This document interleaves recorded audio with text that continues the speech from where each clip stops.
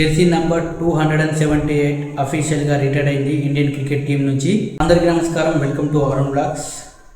మనం ఎప్పుడు Indian cricket గురించి మాట్లాడినా మనకు ఎప్పుడు సూపర్ స్టార్సే గుర్తుకొస్తారు. లైక్ అది 80s 70s నుంచి చూసుకున్నా ఇప్పుడు చూసుకున్నా ఎప్పుడైనా సరే మనం ఇండియన్ క్రికెట్ గురించి మాట్లాడాలి అంటే సూపర్ స్టార్స్ గురించి మాట్లాడిన తర్వాతనే మనం ఇండియన్ క్రికెట్ గురించి మాట్లాడతాం. లైక్ 70s 80sలో చూసుకుంటే కపిల్ దేవ్, సునీల్ గవాస్కర్ గురించి మాట్లాడుకునేవాళ్ళు.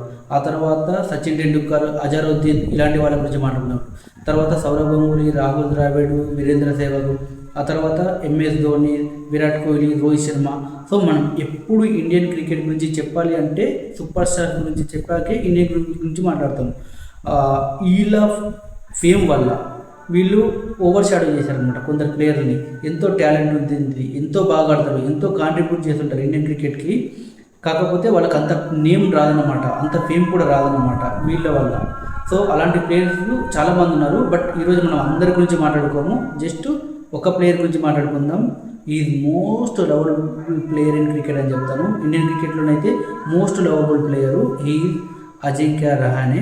ఈరోజు ఇంటర్నేషనల్ క్రికెట్ నుంచి, ఆల్ ఫార్మాట్స్ ఆఫ్ క్రికెట్ నుంచి రిటైర్మెంట్ ప్రకటించాడు అజింక్య రహానే. సో ఆయన గురించి మనం మాట్లాడుకుందాం. అజింక్య రహానే అనగానే చాలామంది టెస్ట్ ప్లేయర్ అనుకుంటారు.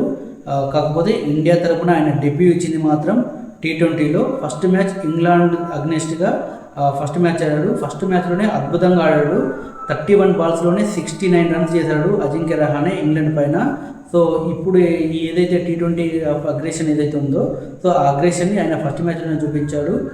కాకపోతే ఎక్కువ T20 మ్యాచ్లు ఆడలేదు. ఇండియా తరపున కేవలం 20 మ్యాచెస్ మాత్రమే ఆడాడు. 2 వరల్డ్ కప్స్లో కూడా ఆడాడు ఇండియా తరపున. 2014 and 16 అనుకుంటా, ఐఎమ్ నాట్ షూర్. బట్ 2014-16లో ఇండియా తరపున T20 వరల్డ్ కప్ కూడా ఆడాడు. ఇంకా వన్డేలోకి వస్తే వన్డేలో 90 మ్యాచెస్ ఆడాడు అజింక్య రహానే. చాలా మ్యాచ్లు బాగానే ఆడాడు వన్డేలో. కాకపోతే నాకు ఫేవరెట్ మ్యాచ్ వచ్చేసి 2015 వరల్డ్ కప్లో సౌత్ ఆఫ్రికాకి అగ్నెస్ట్గా ఒక 70 or 72 సంథింగ్ రన్స్ కొడతాడు. నాకు ఇప్పటికీ గుర్తుంది ఆ మ్యాచ్. చాలా అద్భుతంగా ఆడుతుంది అనమాట. అంటే అట్లా 6-4 ఆడే మ్యాచ్ కాదనమాట, చాలా క్లాసిక్ షాట్స్ ఉంటాయి అనమాట. లైక్ రోహిత్ శర్మతో కలిసి ఆడతాడు. చాలా సూపర్గా ఉంటుంది ఆ మ్యాచ్. మీరు చూస్తే యూట్యూబ్లో కానీ ఎక్కడ ఉంటే చూడండి. అజింక్య రహానే ఎలాంటి బ్యాటింగ్ చేశాడో మనకు తెలుస్తుంది అనమాట. ఎంత క్లాసిక్ ప్లేయర్ అని చెప్పి ఆ మ్యాచ్లో తెలుస్తుంది. నాకు అది ఇష్టం. ఇక టెస్ట్లోకి వస్తే రహానే గురించి మాట్లాడుకునేటప్పుడు టెస్ట్ గురించి మాట్లాడాల్సి వస్తే ఖచ్చితంగా మనం ఓవర్సీస్ గేమ్స్ గురించే మాట్లాడాలి. ఎందుకంటే ఇండియాలో కంటే ఓవర్సీస్లోనే ఎక్కువ మంచి మ్యాచ్లు ఆడాడు, ఎక్కువ సెంచరీలు చేశాడు. టెస్టుల్లో 12 సెంచరీలు చేస్తే అందులో మోస్ట్ ఆఫ్ ది సెంచరీస్ 8 ఏమో మనకు ఓవర్సీస్లోనే వచ్చాయి. ఇండియాలో 3 or 4 మాత్రమే ఇండియాలో వచ్చాయి అనమాట. సో అన్ని ఓవర్సీస్, లైక్ ఇంగ్లాండ్లో సెంచరీ కొట్టాడు, న్యూజిలాండ్లో కొట్టాడు, ఆస్ట్రేలియాలో, సౌత్ ఆఫ్రికాలో 96 అనుకుంటా హైయెస్ట్. సో ప్రతి చోట కూడా చాలా మంచి గేమ్ ఆడాడు. అజింక్య రహానే గురించి మాట్లాడుకునేటప్పుడు ఆయన క్యాప్టెన్సీ గురించి మాట్లాడుకోవాలి. మనకు మీ అందరికీ గుర్తే ఉంటుంది BGT 2021 బార్డర్ గవాస్కర్ ట్రోఫీ. అందులో మనకు ఫస్ట్ మ్యాచ్ అడిలైట్లో జరిగింది. ఘోరమైన గేము, ఎంత దారుణంగా ఇండియా ఓడిపోయిందో అందరికీ గుర్తుంటుంది. కేవలం 36 రన్స్కే ఇండియా ఆల్అవుట్ అయింది. ఆ మ్యాచ్ తర్వాత కోహ్లీ ఇండియాకు రిటర్న్ అయ్యాడు పెటర్నిటీ లీవ్ మీద. ఆయనకు పాప పుట్టినప్పుడు సో ఇండియాకు రిటర్న్ అయ్యాడనమాట పెటర్నిటీ లీవ్ తీసుకొని.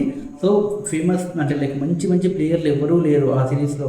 షామి లేడు, కోహ్లీ లేడు, రోహిత్ శర్మ లేడు, ఇట్లా చాలామంది ప్లేయర్లు లేరు. అంత న్యూ టీము. ఆ న్యూ టీంతో మనకు BGT గెలిపించాడు చాలా సంవత్సరాల తర్వాత రహానే. సో ఎంత మంచి కెప్టెన్సీ చేశాడో మీరు అర్థం చేసుకోవచ్చు అనమాట రహానే. 2021 BGTలో కోహ్లీ రిటర్న్ అయ్యాక రహానే కెప్టెన్సీ తీసుకున్నాడు. అదే కెప్టెన్గా కాదు, అదే ప్లేయర్గా కూడా రహానే ఫుల్ సక్సెస్ అని చెప్పాలి.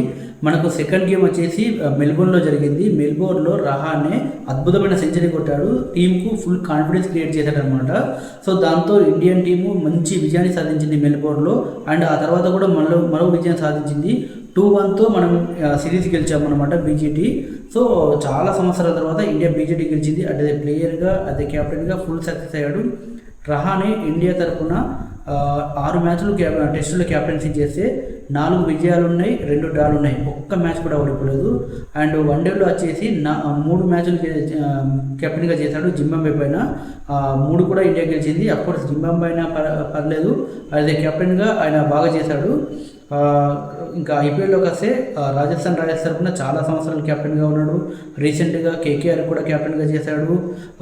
మోర్ దెన్ 200 మ్యాచెస్ ఆడాడు ఐపీఎల్లో చాలా తక్కువ ప్లేయర్స్ మోర్ దెన్ 200 మ్యాచెస్ ఆడాడు. సో అందులో రహానే ఒకడు. రహానే గురించి ఐపీఎల్ గురించి మాట్లాడుకుంటే ఇంకొకటి ఇంట్రెస్టింగ్ ఫ్యాక్ట్ మాట్లాడాలి. లైక్ ఐపీఎల్లో జనరల్గా మనం టీ20 గురించి మాట్లాడగానే 6ల గురించి మాట్లాడుకుంటాం. సో రహానే టీ20 లైక్ ఐపీఎల్లో 2012లో ఒకే ఓవర్లో 6 4లు కొట్టాడు. ఐపీఎల్లో ఫస్ట్ ప్లేయర్ అన్నమాట ఇలా ఒకే ఓవర్లో 6 4లు కొట్టడం రహానే. అండ్ మెల్బోర్న్లో 2 సెంచరీలు చేసిన ఇండియన్ ప్లేయరు సెకండ్ ప్లేయర్ అనమాట. అంతకుముందు వినోద్ మాంకడే ఎంసీజీలో 2 సెంచరీలు కొట్టాడు. ఆ తర్వాత రహానే ఒకడనమాట. రహానే కూడా 2 సెంచరీలు ఉన్నాయి మన ఎంసీజీలో. సో అలా చాలా ఉన్నాయన్నమాట ఇంట్రెస్టింగ్ ఫ్యాక్ట్స్. ఇంకొకటి ఏంటంటే యాక్చువల్లీ సచిన్ ఎలాగైతే లెఫ్ట్ హ్యాండెడ్, లైక్ జనరల్గా అన్ని పనులు సచిన్ లెఫ్ట్ హ్యాండ్తో చేస్తాడు. బట్ బౌలింగ్ అండ్ బ్యాటింగ్ మాత్రం క్రికెట్కి సంబంధించి రైట్ హ్యాండ్తో చేస్తాడు. రహానే కూడా సేమ్ అన్నమాట. రహానే అదే తినడం కానీ రాయడం కానీ మిగతా పనులన్నీ కూడా లెఫ్ట్ హ్యాండ్తో చేస్తాడు. బౌలింగ్ బ్యాటింగ్ వచ్చేసరికి క్రికెట్కి వచ్చేసరికి రైట్ హ్యాండ్తో చేస్తాడంట. సచిన్ని చూసి ఆయన లెఫ్ట్ హ్యాండర్ నుంచి రైట్ హ్యాండర్కి మారాడంట. రహానే పర్సనల్ విషయాల గురించి మాట్లాడుకున్నట్లయితే రహానేకు 7 years ఉన్నప్పుడు వాళ్ళ ఫాదర్ రహానేలో ఉన్న టాలెంట్ని గుర్తించాడంట. సో రహానేని ముంబైలో ఒక కోచింగ్ సెంటర్లో జాయిన్ చేశాడు. కాకపోతే ముంబైకి ఒక సైడ్ వాళ్ళ ఇల్లు ఉంటే ఇంకో సైడ్ కోచింగ్ సెంటర్ ఉందంట. సో వాళ్ళ ఇంటి నుంచి ఆ కోచింగ్ సెంటర్కి వెళ్ళాలంటే మెట్రోలో 1.5 hour పట్టేదంట. ప్రతిరోజు 1.5 hour, లైక్ పోవడానికి 1.5 hour, రావడానికి 1.5 hour, అంటే 3 hours జర్నీ చేసి ఆ కోచింగ్కి వెళ్ళాడంట రహానే. సో కొన్నిసార్లు వాళ్ళ ఫాదర్ తీసుకెళ్ళాడంట స్టార్టింగ్లో. సో వాళ్ళ ఫాదర్ జాబ్ చేసేవాడంట. సో ప్రతిరోజు లీవ్ పెట్టి లైక్ కోచింగ్కి అయితే తీసుకెళ్ళలేడు కదా, ఫైనాన్షియల్గా డిఫికల్ట్ అవుతుంది. సో కొద్ది రోజుల తర్వాత రహానేకి చెప్పాడంట, నువ్వు ఒంటరిగా వెళ్ళని చెప్పి. ఏంటి 7 years old బాబుని మెట్రోలో నువ్వు ఒంటరిగా వెళ్ళి నేర్చుకో అని చెప్పాడంట. లైక్ చాలా గట్స్ కావాలి అలా చెప్పడానికి. సో రహానే కూడా ఓకే అని చెప్పి రహానే కూడా ఒక్కడే వెళ్ళేవాడంట. అఫ్కోర్స్ రహానేకు తెలియకుండా కొన్నిసార్లు వాళ్ళ ఫాదరు అబ్జర్వ్ చేసేవాడంట వెళ్ళి, లైక్ కరెక్ట్గా వెళ్తున్నాడా లేదా అని చెప్పి. అలా వదిలేయలేడు, అబ్జర్వ్ చేశాడు. ఎస్ కరెక్ట్గా వెళ్తున్నాడు అన్న తర్వాత ఇంకా వదిలేశాడు. కొన్నిసార్లు వాళ్ళ మదర్ తీసుకెళ్ళేదంట. మదర్ తీసుకెళ్ళి రహానే కోచింగ్ మొత్తం అయిపోయేదాకా వెయిట్ చేసి మళ్ళీ తీసుకొచ్చేదంట. సో అప్పుడే డిసైడ్ అయ్యాడంట రహానే ఖచ్చితంగా ఇండియాకు ఆడాలి, వాళ్ళ పేరెంట్స్ని ప్రౌడ్గా ఫీల్ చేయాలని చెప్పి. సో ఇండియాకు ఆడాడు, వాళ్ళ పేరెంట్స్ని ప్రౌడ్గా ఫీల్ అయ్యేలా చేశాడు. ఇండియన్ క్రికెట్కి ఇంత సేవ చేసిన రహానే పైన బీసీసీఐ ఏమాత్రం కరుణ చూపలేదు. లైక్ చాలామంది సూపర్ స్టార్స్కు ఫేర్వెల్ గేమ్స్ అరేంజ్ చేస్తూ ఉంటారు. సచిన్కి కానీ లైక్ మిగతా వాళ్ళకు ఫేర్వెల్ గేమ్స్ అరేంజ్ చేస్తూ ఉంటారు. మీరు రిటైర్ అవుతారా అని చెప్పి అడుగుతూ ఉంటారు. కానీ రహానేకు మాత్రం అసలు ఇన్ఫర్మేషన్ ఇవ్వకుండానే టీం నుంచి తొలగించారు. వన్డేలోనైతే 2018లోనే తొలగించారు. టెస్ట్లో అయితే చాలా రోజుల నుంచి ఆడుతూ ఉన్నాడు. అండ్ లైక్ వన్డేలో రిటైర్ అయినా లైక్ వన్డేలో తీసుకోకపోయినా టెస్ట్ మాత్రం ఆడుతూనే ఉన్నాడు 2023 వరకు. లైక్ మనం WTC ఫైనల్ ఆస్ట్రేలియాతో ఆడాం కదా, అందులో అద్భుతంగా ఆడాడు. లైక్ ఇండియన్ ప్లేయర్స్ ఎవరు కూడా బాగా ఆడలేదు. రహానే ఒక్కడు మాత్రమే 2 innings కూడా బాగా ఆడాడు. ఒక ఇన్నింగ్స్లో హాఫ్ సెంచరీ కొట్టాడు, ఒక ఇన్నింగ్స్లో 45 అట్లా కొట్టాడు. లైక్ ఆస్ట్రేలియాతో జరిగిన మ్యాచ్లో. ఆ మ్యాచ్లో ట్రావిస్ హెడ్ అద్భుతంగా ఆడడంతో ఇండియా ఫైనల్ ఓడిపోయింది. ఆ తర్వాత వెస్టిండీస్ టూర్కి వెళ్ళింది ఇండియా. 2 టెస్టులో కలిపి 2 innings మాత్రమే రహానే బ్యాటింగ్ చేశాడు. 10 below scores మాత్రమే చేశాడు ప్రతి ఇన్నింగ్స్లో. సో దాంతో రహానేకి ఇన్ఫర్మేషన్ కూడా ఇవ్వకుండా నెక్స్ట్ సిరీస్కి సెలెక్ట్ చేయలేదు. ఆ తర్వాత నుంచి ఇంకా ఎప్పుడు కూడా రహానేని కన్సిడర్ చేయలేదు. లైక్ రహానేకు ఆ ఇన్ఫర్మేషన్ కూడా లేదన్నమాట. లైక్ మిమ్మల్ని ఫ్యూచర్లో సెలెక్ట్ చేస్తాము చేయము, లైక్ ఏం థింక్ చేస్తుంది సెలెక్టర్లు కానీ బీసీసీఐ కానీ అది ఏ ఇన్ఫర్మేషన్ ఇవ్వకుండానే లైక్ రహానేని తీసేశారంట. సో ఇది వెరీ బ్యాడ్ అని చెప్పాలి. లైక్ పుజారా విషయంలో కూడా ఇలానే జరిగింది, చాలామంది విషయాల్లో జరిగింది. Like when it comes to super stars ధోనికి కానీ రోహిత్ శర్మ కానీ కోహ్లీకి కానీ వీళ్ళకి ఇలా చేయరన్నమాట. ఎందుకంటే ఫ్యాన్స్ ఎక్కువ మంది ఉంటారు, వాళ్ళు లైక్ అగ్రెసివ్గా రియాక్ట్ అవుతారని చెప్పి.